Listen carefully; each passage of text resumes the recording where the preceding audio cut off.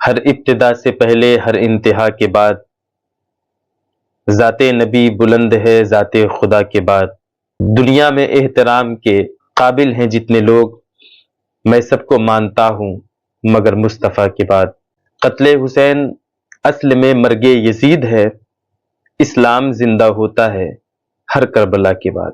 ناظرین کرام، حضرت امام حسین رضی اللہ تعالی عنہ نے جب یزید کی بیعت سے انکار کر دیا تو حالات اس قدر خراب ہو گئے، اس قدر بگڑ چکے کہ رحمت و برکت والا شہر مدینہ چھوڑ کر امام حسین کو مکے کی طرف جانا ضروری ہو گیا۔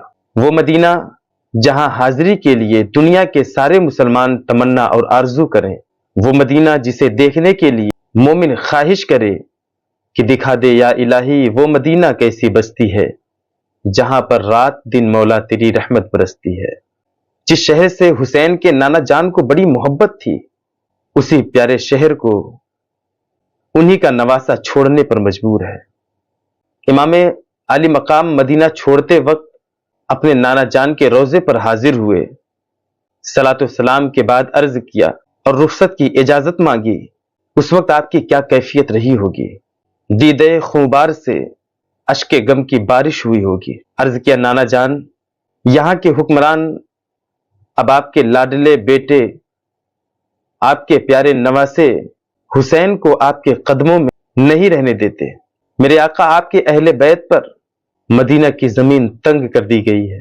کندھوں پر کھلانے والے نانا جان، آغوش رحمت میں لے کر لوریاں سنانے والے نانا جان، ماتھے لبوں رخساروں کو چومنے والے نانا جان، آج میرا حال دیکھو، میں غمگین پریشان ہوں، آپ کا مقدس شہر چھوڑ رہا ہوں، اور ادھر قبر انور میں ناز و نعم سے پالنے والے نانا جان کی کیا حالت ہوئی ہوگی، جنہوں نے اپنے نواسے حسین پر اپنے بیٹے کو قربان کر دیا تھا، ان کی کیا حالت ہوئی ہوگی۔ اس تصور سے کلیجہ ٹکڑے ٹکڑے ہو جاتا ہے۔ امام روتے روتے نیند کی آغوش میں چلے جاتے ہیں۔ اتنے میں نانا جان کی زیارت ہوتی ہے تو کیا دیکھتے کیا ہیں کہ نانا جان میرے سر کو اپنی آغوش مبارک میں لیے ہیں۔ امام نے عرض کیا یا رسول اللہ، میں امت کی جفاؤں سے تنگ آ کر یزید پلید کی بیعت نہ کرنے کی وجہ سے آپ کا مقدس شہر چھوڑ رہا ہوں، اور میں دیکھ رہا ہوں کہ دوبارہ آپ کی زیارت نہیں کر سکوں گا۔ حضور نے فرمایا حسین، عنقریب تو میرے پاس آ جائے گا، اور میں دیکھ رہا ہوں کہ بھوکا پیاسا کربلا کی زمین پر تجھے شہید کیا جائے گا۔ اے میرے حسین، اس وقت صبر کرنا اور اپنا کام پورا کرنا۔ اتنے میں امام نیند سے بیدار ہو گئے اور آپ کو اپنی شہادت کا یقین ہو گیا۔ الوداع اے نانا جان، الوداع کہتے ہوئے حسرت بھری نگاہ تربت اقدس پر ڈالتے ہوئے روتے ہوئے اپنی والدہ سیدہ خاتون جنت کی قبر شریف پر حاضر ہوتے ہیں اور عرض کرنے لگے امی جان، یہ نازوں کا پالا تمہارا حسین آج تم سے ہمیشہ کے لیے جدا ہو رہا ہے اور آپ سے آخری سلام کہنے کے لیے آیا ہے۔ اللہ اکبر۔ ماں بھی اپنی تربت میں تڑپ گئی ہوں گی۔ اس کے بعد میرے امام اپنے بڑے بھائی حضرت سیدنا امام حسن رضی اللہ تعالی عنہ کی بارگاہ میں آخری سلام پیش کرنے حاضر ہوئے۔ وہاں پر سلام پیش کرنے کے بعد امام نے اہل بیت کا یہ مقدس قافلہ اپنے ساتھ لے کر شہر رسول کی حفاظت کے لیے مدینہ منورہ سے مکہ مکرمہ کی طرف روانہ ہو گئے۔ نبی کے نواسے نے سب کچھ لٹایا، نبی کی شریعت کو لیکن بچایا۔ مدینے کی گلیاں پڑی چھوڑنے جب تو شبیر نے یہ بھی کر کے دکھایا۔ اللہ اکبر۔ مکہ تشریف لے جاتے وقت راستے میں حضرت عبداللہ ابن متی سے ملاقات ہوتی ہے۔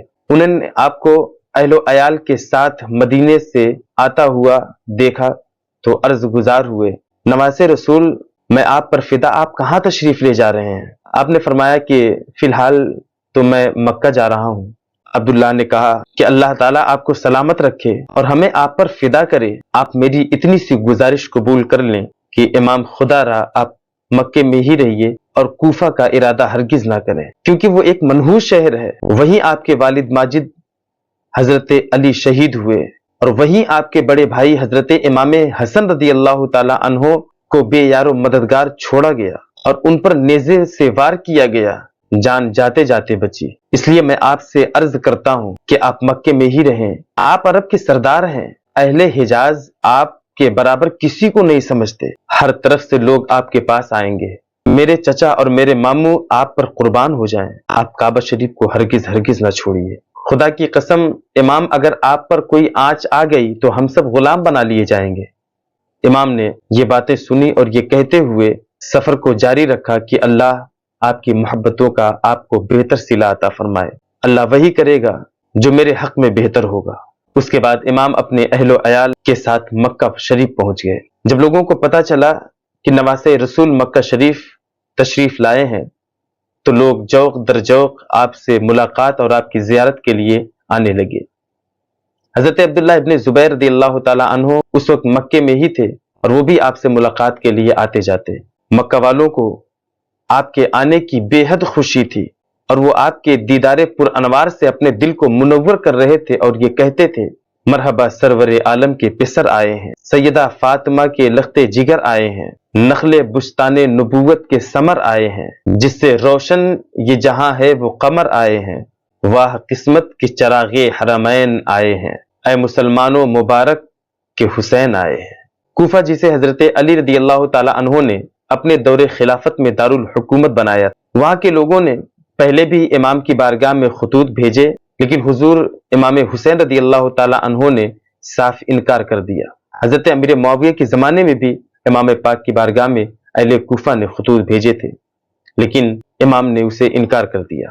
لیکن اس بار جب حضرت امیر معاویہ کے وصال کے بعد یزید تخت پر بیٹھا، جب اس نے ہر خاص و عام سے بیعت لینے کی بات کی، تو جب اہل کوفہ کو اس بات کا پتہ چلا کہ امام حسین اور اصحاب رسول مثلا حضرت عبداللہ ابن زبیر، حضرت عبداللہ ابن عمر وغیرہ نے یزید کی بیعت سے انکار کر دیا، تو ان لوگوں نے امام پاک کی بارگاہ میں خط بھیجنے کا سلسلہ شروع کر دیا، جس میں کوفیوں نے اپنی عقیدت اور نیاز مندی کا اظہار کیا اور لکھا کہ ہم پر کوئی امام نہیں ہے اور ہم سب آپ کے والد کے چاہنے والوں میں سے ہیں اور ہم یزید جیسے فاسق و فاجر کی بیعت نہیں کر سکتے۔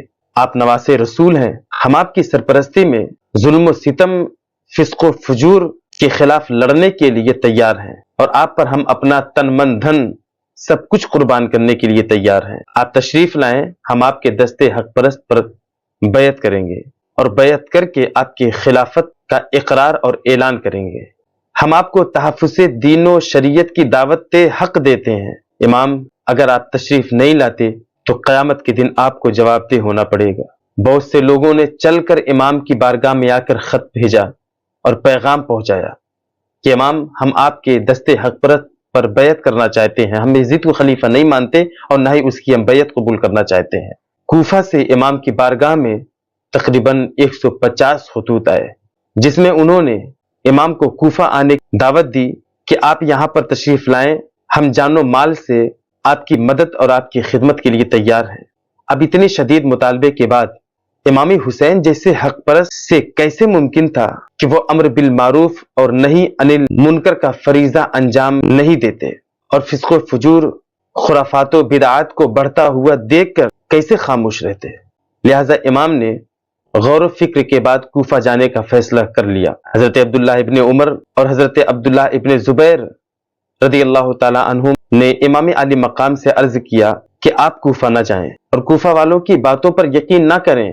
کوفہ کی بے وفائی اور بدعہدی کا تجربہ پہلے بھی ہو چکا ہے، انہوں نے آپ کے والد کے ساتھ بھی وفا نہیں کیا ہے، لہذا امام وہاں پر جانے کا ارادہ آپ ترک کر دیں، چھوڑ دیں۔ مگر امام نے فرمایا کہ اس میں کوئی شک نہیں کہ آپ حضرات کی رائے میں محبت اور خلوص ہے، لیکن میرے بھائیوں، اب مجھے نانا جان کے دین کی خاطر، شریعت محمدی کی حفاظت کی خاطر علم جہاد بلند کرنا فرض ہو چکا ہے۔